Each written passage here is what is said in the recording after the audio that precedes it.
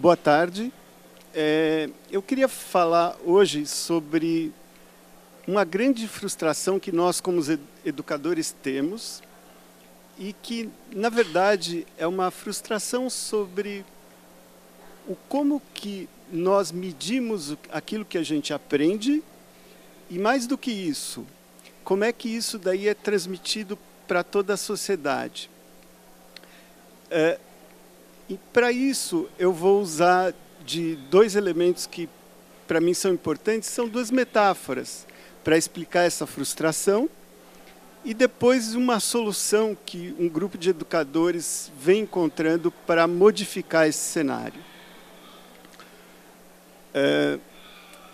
Eu acredito que, para a gente entender o problema que a gente tem com a avaliação, e principalmente com os indicadores de avaliação que a gente tem, normalmente, a gente está tão imbuído nisso, como educador, que nós achamos natural que a escola tenha provas, essas provas signifiquem notas, e essas notas podem indicar o futuro dos nossos alunos. Só que isso daí não é uma coisa tão natural nem tão óbvia. Então, para explicar um pouquinho melhor isso, eu gostaria de falar de uma primeira metáfora, que é a metáfora do jogo de futebol, né? O jogo de futebol ele é um esporte que tem regras, e as regras são bastante claras. No jogo de futebol, a gente tem duas equipes e a gente tem uma meta a ser cumprida. A meta é o gol. Tanto é que gol, em inglês, significa meta. E isso faz com que, quando os jogadores estão em campo, a gente compreende claramente o que tem que acontecer. Então, a gente tem, no futebol, o jogo com regras claras, com metas bastante claras e com indicadores muito precisos. Ganha o time que fizer mais gols. Não ganha o time que jogar melhor ou mais bonito. Ganha aquele que fizer mais gols. A educação, de forma geral, ela segue essa mesma lógica.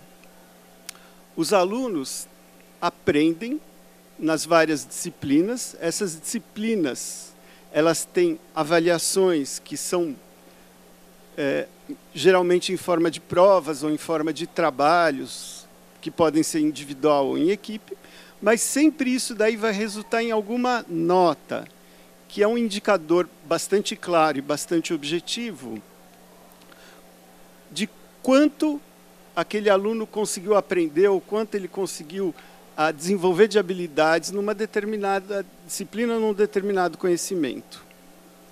O grande problema disso é que, quando a gente chega no mundo atual, em que as pessoas aprendem das mais diversas formas e aprendem dos mais diferentes meios, essa forma de avaliação ela não se aplica de uma forma integral.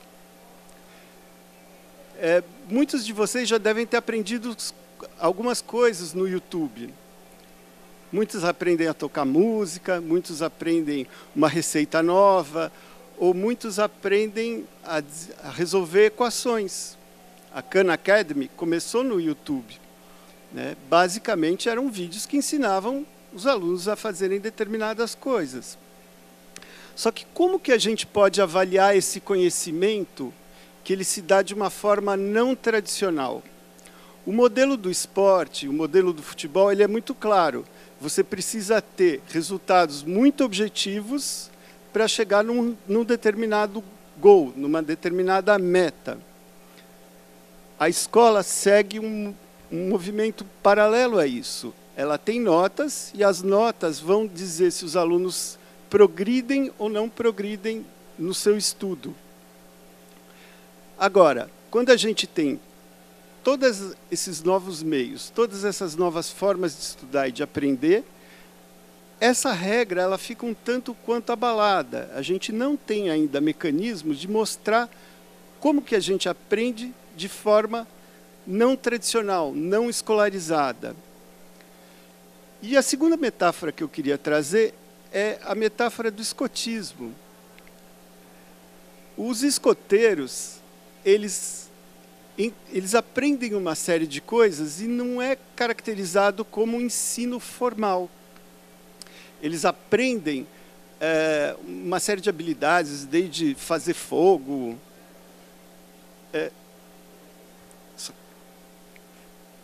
Por favor, passe o próximo. Agora a gente só tem que sincronizar o slide. O próximo, por favor. Ups, acho que não aconteceu. Não aconteceu. Não, acho que agora eu vou sem slide mesmo. Porque já sincronizou tudo. Então, o que acontece? Os escoteiros, eles aprendem uma série de habilidades que não são habilidades formais. Essas habilidades, elas, aqui no Brasil, são chamadas de especialidades. Tá? Então, essas especialidades, hoje em dia, existem uma coisa em torno de 120 especialidades que os escoteiros podem aprender, que vão desde aquelas mais óbvias de escoteiro, que é fazer a barraca, fazer o fogo, fazer o acampamento, até habilidades como robótica, como impressão em 3D. Existem uma série de habilidades que os escoteiros podem aprender. E é uma lógica diferente da lógica do jogo. Ela não tem a mesma métrica do que um jogo de futebol. Não é que o escoteiro aprendeu a fazer fogo e ele ganhou 1 ponto. Eles ganham um distintivo. E esse distintivo aqui no Brasil é chamado de especialidade. Essa especialidade, ela não é uma coisa que o escoteiro ganha para ganhar pontos. Ele ganha porque a especialidade é aquilo que o torna especial. É aquilo que diferencia ele do outro. É aquilo que torna o seu caminho, a sua jornada de aprendizagem única. Então, eles vão colecionando e vão colocando nos braços, na roupa deles, todos esses distintivos que eles vão ganhando das habilidades que eles vão conquistando. Então, esse processo é um processo bastante diferente. E o que a gente pode aprender dele para a educação? É de que existem uma série de habilidades que as pessoas aprendem hoje, não de uma forma escolar tradicional. Pode ser que seja até por um objetivo tradicional. Vou aprender equação de 2º grau. Assisto 50 vídeos no YouTube de como é que se resolve equações do 2º grau.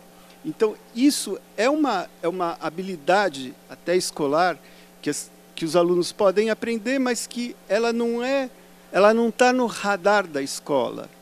A escola normalmente não quer saber se o aluno viu 20 filmes no YouTube sobre resolução de equações de 2º grau.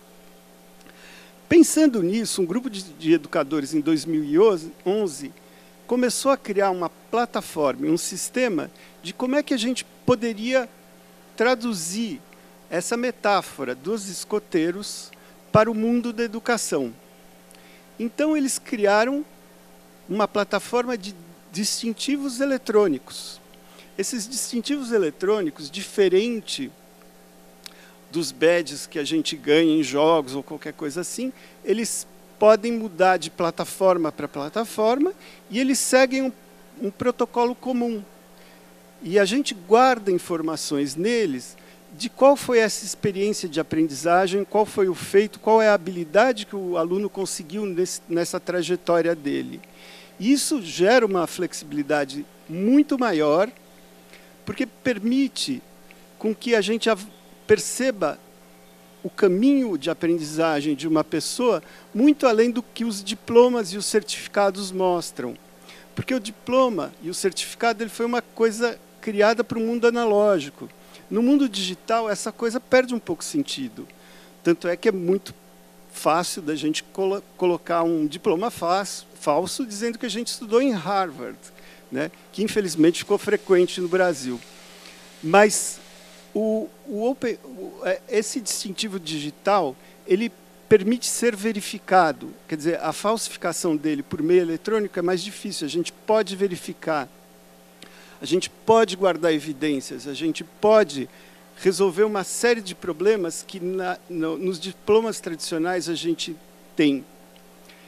Então, as experiências permitem com que os alunos, aos poucos, vão guardando seus distintivos digitais de vários feitos, participaram de um hackathon, foram voluntários em algum lugar, e isso daí, aos poucos, eles vão criando o que a gente chama de mochila de distintivos, que é um conjunto muito grande de distintivos que, aos poucos, a gente vai percebendo a trilha de aprendizagem de cada um, né? Então, essa é uma nova linguagem, e, a partir dela, a gente pode perceber que, para a gente conseguir colocar todos esses conteúdos que a gente está vendo aqui nesse espaço maravilhoso, a gente vai ter que mudar a forma como a gente enxerga a avaliação e a forma como os indicadores são mostrados para o mundo.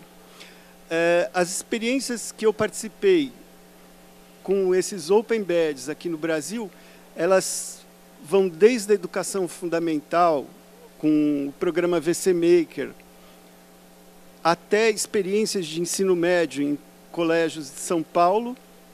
E, hoje em dia, a maior instituição que usa os Open Badges, as credenciais digitais, na aprendizagem, não é uma instituição de ensino, é uma empresa. A IBM, hoje em dia, usa como forma de atração de novos talentos, como forma de atração de novos funcionários, os Open Badges como reconhecimento do caminho e do percurso que as pessoas fazem.